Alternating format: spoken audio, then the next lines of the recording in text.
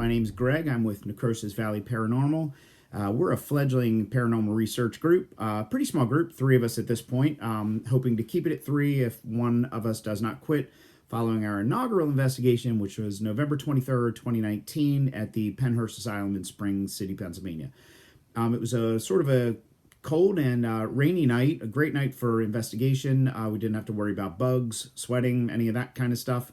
However, it was also an incredibly active night. For our first night out, we were, to put it mildly, blown away by some of the observations, evidence, and some of the stuff that we've pulled together since we've gone through reams of video and recordings and our own personal recollections.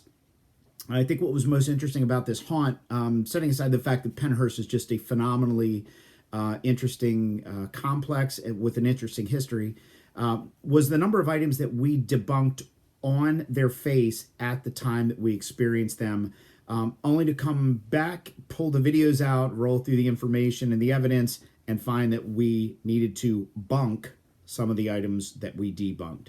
So what I'd like to do today in this video is just to go through some of the evidence that we have, show you what we discussed at the time versus what we found in the video. We'll try to highlight some of the EVPs and the video evidence, and give you the backstory, and then you decide. Hope this isn't our last video. Hope it's not our last haunt. I want to go back to Pennhurst. If you haven't been there, it's phenomenal. Go with a sense of respect. Go with a sense of purpose, but go with an open mind, and I think you won't be underwhelmed.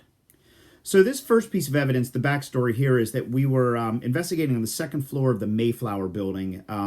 We had sort of broken up a little bit. We were several doors, several rooms away from each other. And I was sort of exploring one room and peered into what was essentially, it looked like maybe an exam room that was partitioned and separated from the room that I was in. Nothing really happened as I was looking around that room. I peered into the room, pulled back out of that partition window, and walked over to an open exterior window and leaned out just to get a look at the grounds in front of me when my flashlight malfunctioned. You'll see that in the video. I trucked out of that room real quick to get my friends to just to explain to them what happened. And one of our fellow investigators noted that her flashlight had done a similar thing early in the night. We talked about it a little bit, and I made a comment that perhaps my flashlight had some strobing function on it that I wasn't aware of. I clicked around a little bit. Lo and behold, the strobe came on. Debunked, right? Just a malfunction. Operator error on a flashlight was clearly way too advanced for me. The problem is that when I came home and began looking at the video, I did detect a couple of EVPs immediately before I turned toward the window. And let me show you that video, and then we'll sort of break down what happens.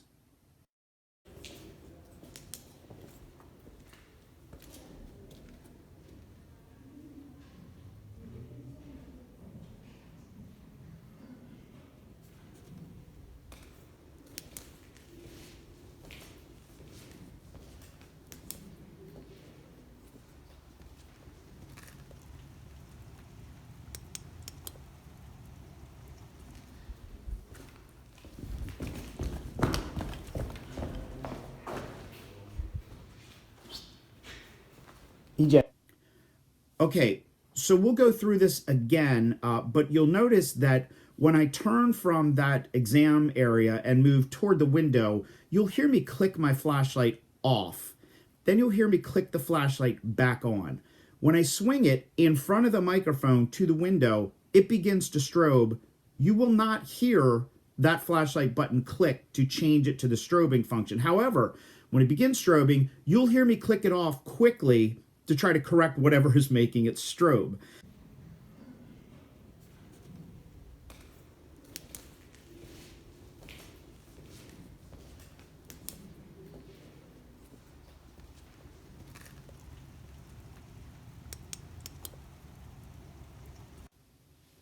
Now, as if the flashlight was not enough, when I focused in on the EVP, what I heard was a little disconcerting.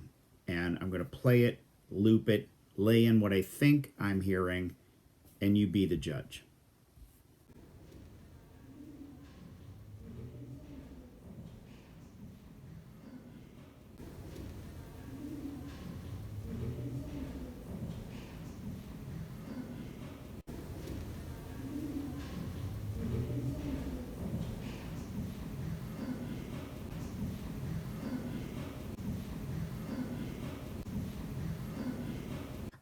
This is really the evidence that made me step back and realize that I had not inadvertently hit a button on the flashlight.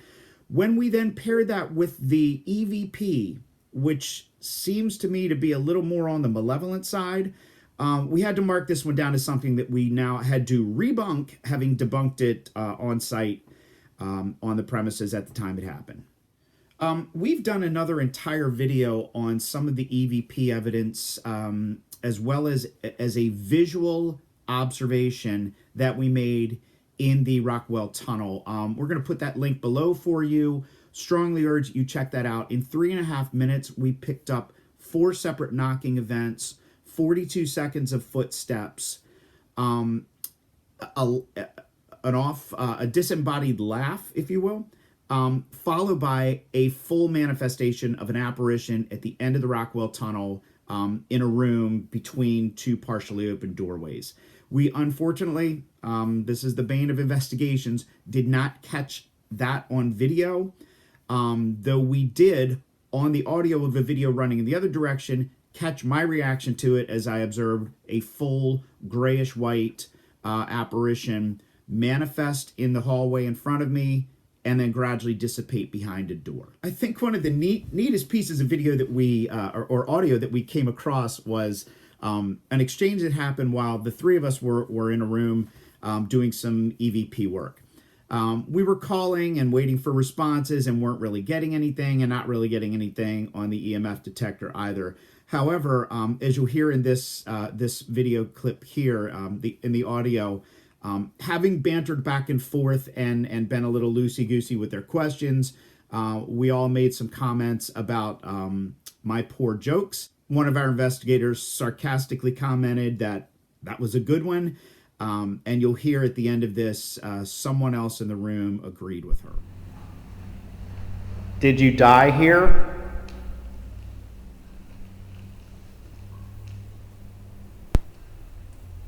Did you live here? See how I changed it up there? Flipped it. Yeah, I flipped it. They're talking to a little girl on those stairs, apparently. They're what? Those rods, they were talking to a little girl. Not very far down the hall from where we were in a stairwell, there was another small group of investigators trying to communicate with what they believe was a 9-year-old girl using dowsing rods. So I'm going to isolate now the very end of this EVP and see if you can hear what we hear. Did you live here? See how I changed it up there? Flipped it. Yeah, I flipped it. They're talking to a little girl on those stairs, apparently. They're what? Girl on those stairs, apparently. Girl on those stairs, apparently. Girl on those stairs, apparently. Stairs, apparently. From here, I just want to give you a couple of clips, some EVPs that we picked up. There's not a lot of context to them, except that they seem to us to be fairly good representative EVPs. I'm going to just play those, and what we'll do is overlay them with a graphic to sort of point out to you what you should be listening for. Is this your bed?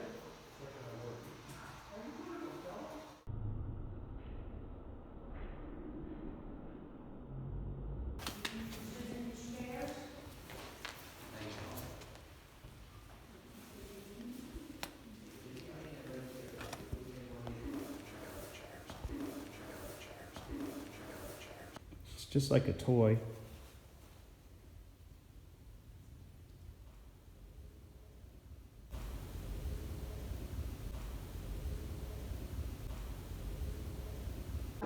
What did I say the temperature was consistently in here before? 40. 44. It's 10, 11 degrees colder. Look at that. It was 44 in here just a minute ago. It turns all the way to red. If you can get it Give to it more. red. Yeah, give it some more. Come on. Come on. He can't do it. He can't do it. He can't do it. He can't do it. What is what? What is this, like a gymnastics bar? No, it's for water skiing. Really close to the boat, though. Grab hold.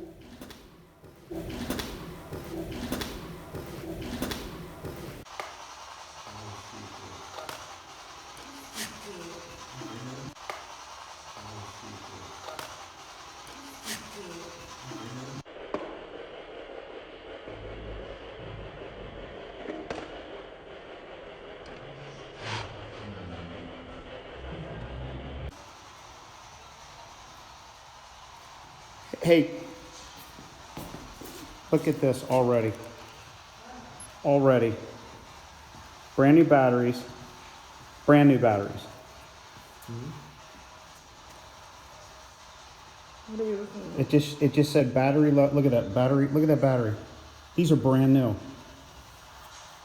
So there you have it. That's sort of a wrap on the evidence we gathered at the Pennhurst Asylum on a cold and rainy November evening. So make of it what you will. I think we captured some pretty compelling information. It certainly piqued our interest and makes us want to go back. For the record, we still have reams of video we've not called through yet. This is just some of the top line stuff that we found. So I think it was a pretty impressive hunt all the way around.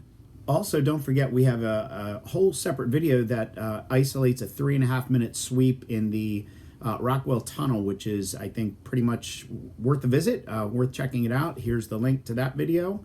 That's on our new Necrosis Valley Paranormal YouTube channel, which we just got up and running this week as well. So we hope you enjoyed the video, hope you enjoyed the evidence. We look forward to doing it again in the future. Leave your comments below if you will. Try to be kind, be good to each other, and we'll see you later, and happy hunting.